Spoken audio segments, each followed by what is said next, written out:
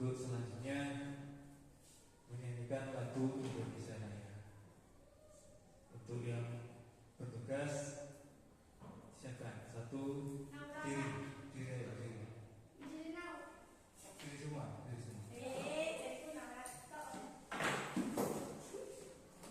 Satu, dua, tiga. Indonesia tanah airku, tanah tumpah darahku. Di sanalah aku berdiri, denganmu ibuku. Indonesia kebangsaanku, bangsa dan tanah airku. Marilah kita berseru, Indonesia bersatu. Sekarang menyampaikan pelajaran atau materi berikutnya. Untuk materi saat ini yaitu rukun iman yang keenam. Rukun iman yang keenam itu apa? Kodok dan kodar. Sebelum kita belajar tentang kodok dan kodar, Tuhan ingin absen sensi. Masuk semua kan? Akila ada kan? Yani, Naura, sensi. Alhamdulillah masuk semua. Kali ini Tuhan akan menyampaikan tujuan pembelajaran ataupun kompetensi dasar, standar kompetensi. Jadi standar kompetensi ini yang harus kalian capai. Yang kalian capai itu maksudnya apa? Yang kalian harus mengerti dan tahu dan paham. Nah, kodok dan kodar. Kompetensi dasarnya yaitu menunjukkan contoh kodok dan kodar. Nah, sebelum kita memulai pelajaran, tolong pensil dan peralatannya disiapkan semua. Ya. Dan kali ini model pembelajarannya yaitu project based learning. Jadi kalian buat project, nanti Pak Miran akan terangkan langkah-langkahnya seperti apa. Sebelum kita mengarah ke sana, kita harus membahas materinya dulu biar kalian paham. Nanti sudah paham, baru kita buat projectnya. Setelah membuat project, sebelum membuat project itu dibagi kelompok ya, karena projectnya itu dibagi berkelompok. Nanti kalian paparkan di depan atau presentasi. Presentasinya itu apa yang kalian buat project tadi. Diusahakan kelas ini aktif. Kelompok 1 menerangkan, kelompok 2 tanya. Dan tolong memperhatikan, gak usah guyon, sudah kelas 6 ya. Nanti selanjutnya kesimpulan dari pembelajaran ini akan Pak Miran sampaikan, serta pembelajaran ini Pak Miran mohon kalian aktif ya. Dalam hal yang aktif itu jangan cuma main tata ya, tidak temannya. Ketika nggak bisa tanya, nanti dibuka namanya session diskusi. Oke. Terus menunjukkan keyakinan terhadap kodok dan kodar. Masih ingatkan kalian dengan rukun iman? Rukun iman itu ada 6 kan? Yang pertama, percaya kepada Allah. Percaya kepada Allah itu yang mempercayai bahwasanya Allah ada. Tapi itu kapan Pak? Pak Miran nggak tahu, kita nggak tahu. Itu sudah ditentukan sama Allah di Lauhul Mahfuz sana. Namanya ketentuan itu ya, percaya kepada kodok dan kodar. Salah satu kodok dan kodarnya Allah itu datangnya hari kiamat. Gak tahu kapan, pasti datang. Ketika sudah terjadi kiamat, itulah namanya kodar. Kalau datangnya sudah ditentukan oleh Allah di Lauhul Mahfuz, itu namanya kodar. Tapi ketika realisasinya terjadinya waktu namanya kodar.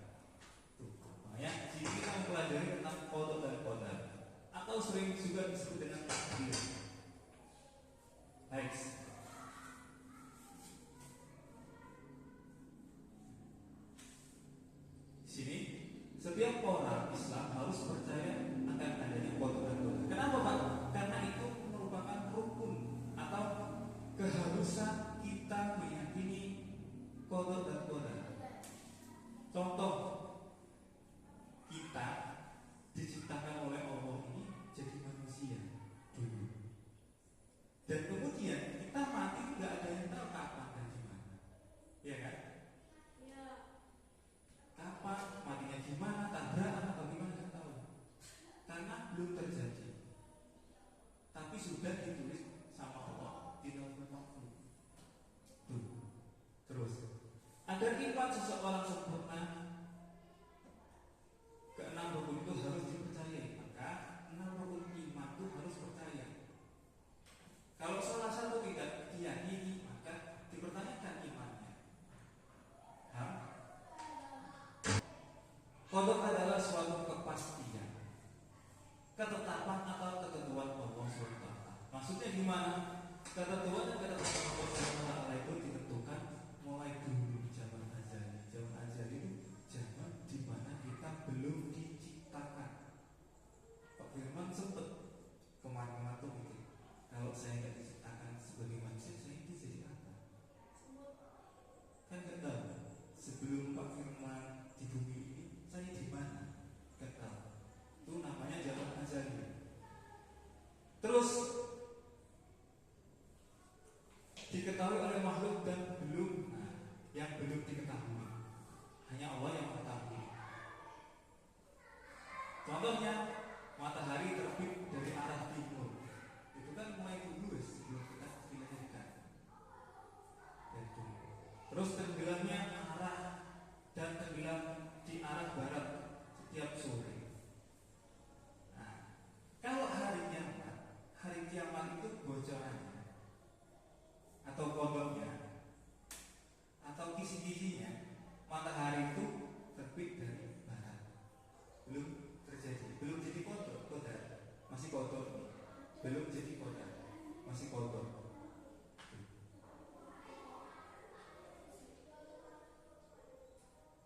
Peredaran matahari itu merupakan ketentuan Allah SWT untuk waktu yang sesuai dengan kehendaknya. Itulah kehendak Allah, namanya qada. Next, selanjutnya, sedangkan qadar adalah suatu ketentuan Allah SWT yang sudah berlaku, telah terjadi. Contoh lagi kayak tadi menggambarkan, yakni Akila, Naura, Chelsea itu sudah ditakdirkan cewek dulu kodoknya. Qadarnya sekarang terrealisasikan, terjadi cewek sungguhan. Nah, ini contohnya, seorang bayi yang akan lahir tidak mungkin dapat memilih warna kulitnya, sudah ditentukan.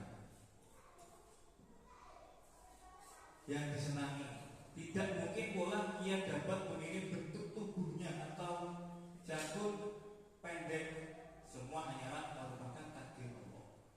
Jadi kita itu tidak bisa memilih warna kulitnya, kelaminnya, sudah ditentukan oleh Allah. Oh jadi Naura jadi akhirnya cewek. Terus akhirnya cowok sudah ditentukan. Untuk qadar itu sering juga disebut dengan namanya sebuah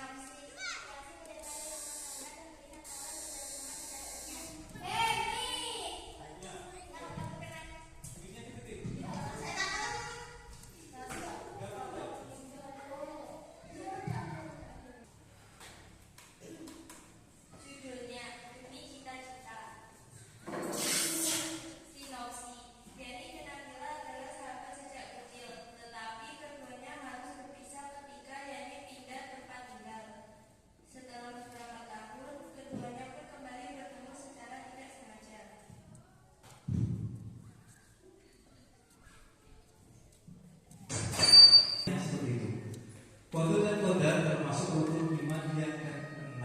Setiap muslim wajib percaya kepada qadar dan qadar. Terus semua ketetapan Allah harus diterima dengan senang hati, baik ketetapan baik maupun buruk. Jadi keadaan apapun kita harus menerima. Contoh, ketika kita pakai baju, bajunya baru, jalan-jalan hujan, kalian malah melakukan udah pak, itu nggak menerima ketetapan. Terima, meskipun hatinya berubah tetap menang. Karena kalau kalian tidak menerima, maka Allah akan menguji lagi. Pernah itu terjadi kepada Pak Firman. Nah, serius, itu real. Ketika itu Pak Firman itu mau ngantar seseorang yang ojek. Kebetulan bannya bocor. Waduh, ada bocoran. Mas Rasulullah, di hati itu Rasulullah. Ditempel. Tetap, wis kalau ada bocor nyampe gitu. Tempel selesai. Akhirnya nyamperin orangnya. Naik sepeda, melewati tempat nambah tadi, bocor lagi. Serius, itu real. Habis itu Pak Firman ganti banyak dengan yang baru. Berapa? 50.000. Tadi berapa? 15. Habisnya berapa? 65. Ketika selesai ngantarkan, berapa mas? Ini aja mbak, tadi kan habis 50 sampai 50 aja. Pak Firman tekor apa ganti? Tekor 15.000. Asumsi pertama, Pak Firman itu sudah dapat uang 50.000. Ternyata tekor 15.000. Itulah namanya kotor dan kotor. Kita tidak bisa karena dewi harus menerima. Terus yang ketiga, takdir seseorang ditentukan juga oleh ikhtiar. Harus ikhtiar dan usaha, jangan pasrah. Ketika kalian tidak bisa, wis Pak Jarno, saya tidak bisa. Jangan seperti itu. Tetap berusaha. Kuncinya. Ya. Cukup sekian pembelajaran kali ini. Apabila Pak Firman ada tuturnya berkenan, mohon maaf. Wabillahi taufiq wal hidayah. Wassalamualaikum warahmatullahi wabarakatuh. Boleh istirahat.